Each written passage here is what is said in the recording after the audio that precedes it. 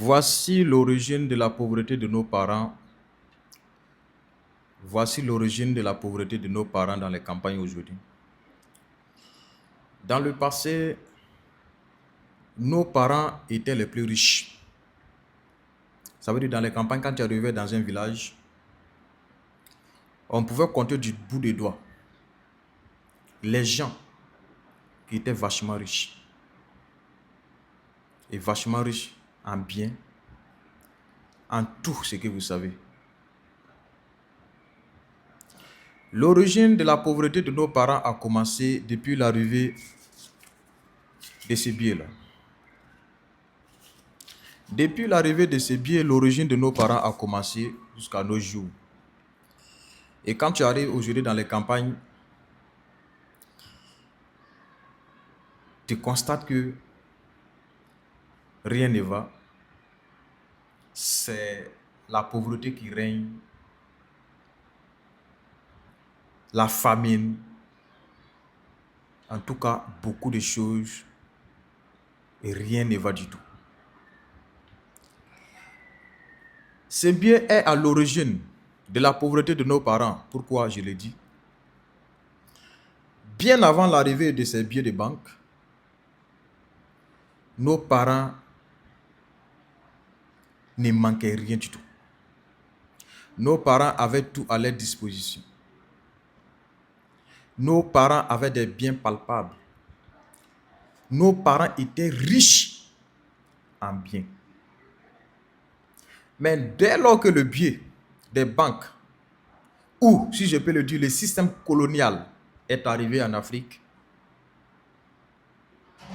c'est le début de la pauvreté, de la misère de nos parents, grands-parents et arrière-grands-parents. D'où va naître l'immigration, l'exode rural, la fuite des bras valides, la fuite des bras valides. Ce biais est à l'origine de la pauvreté parce qu'aujourd'hui, quand tu vas dans les campagnes, quand tu vas dans les villages, les personnes qui sont censées, les personnes qui sont garants des biens sont devenus des vendeurs de ces biens. J'ai dit, nos parents étaient riches en beaucoup de choses. Tout ce que vous connaissez comme bien, de l'or, le diamant, le kauri qui était même leur monnaie principale, du bétail, tout ceci ont disparu à l'arrivée des billets de banque. Et pour que tu puisses avoir ces billets de banque, il fallait que tu vendes tes biens en échange de ces billets de banque. Donc, nos parents, ayant tout vendu pour obtenir ces biens, pour obtenir ces billets, se sont retrouvés aujourd'hui même vides.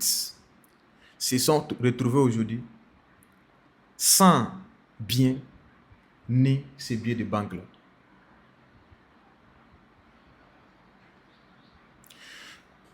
Vous savez, avant,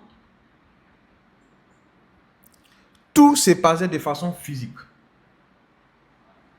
Ce qui revient à dire quoi? Si je partais, si je voulais acheter quelque chose, je venais avec mon bien, quel que soit, c'est de l'or, le diamant, le kauri, le bétail, et on faisait ce qu'on appelle le trucage.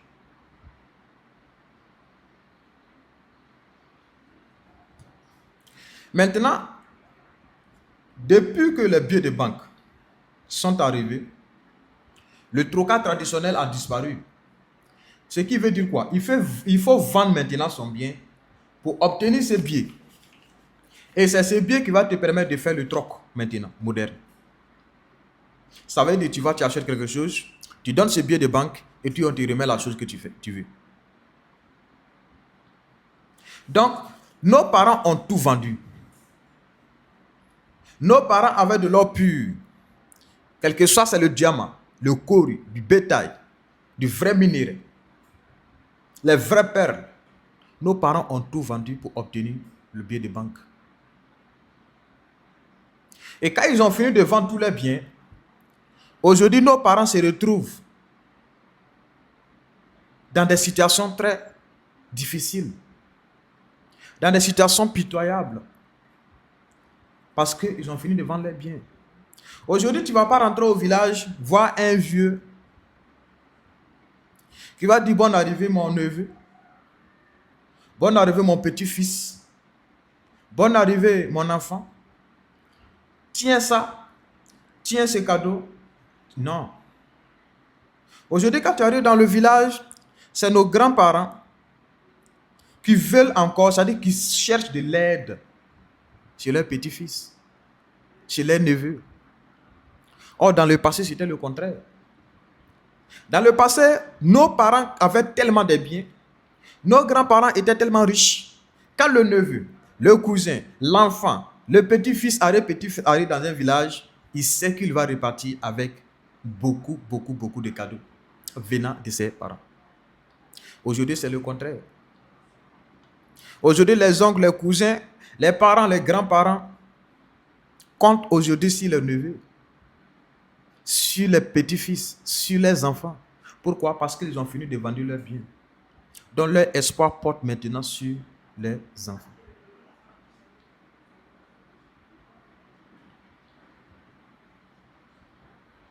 Et je vois que ça sera très dangereux. Et c'est déjà arrivé. Parce que quand tu arrives dans les campagnes aujourd'hui, les détenteurs de terrain, les détenteurs de parcelles, qui vendent des parcelles, ce sont eux, ce sont nos parents, ce sont nos grands-parents. Donc, les derniers biens qui restent, c'est des parcelles, c'est des terrains. Je me rappelle une année, quand je me cherchais, quand je faisais des manawa, ça veut dire des plans B, des manœuvrages, je suivais des maçons. Un monsieur a acheté un terrain, 1 hectare, chez un parent. Et ce qui veut dire quoi? Ça dit, quand tu regardes, le monsieur a tout vendu en fait. Voici la cour du monsieur qui est là. Maintenant, il a vendu tout le terrain venu. C'est-à-dire, il a vendu tout le terrain venu encercler sa cour en fait. Ça veut dire petit, l'endroit qui reste, ça ne vaut pas. L'endroit qui reste, sa cour qui reste, c'est-à-dire la bordure qui reste entre sa maison et la cour que le monsieur a vendue, ça ne va pas dépasser 5 mètres. Donc, vous voyez, c'est donc ce qui veut dire quoi? C'est la cour seulement qui appartient désormais au monsieur. Le monsieur n'a même plus terrain pour cultiver. Le monsieur n'a même plus terrain s'il veut construire une bonne maison pour construire. Il a échangé son bien. Il a échangé sa parcelle, son terrain pour avoir ses billets. Et je me rappelle très bien, c'est en 2018.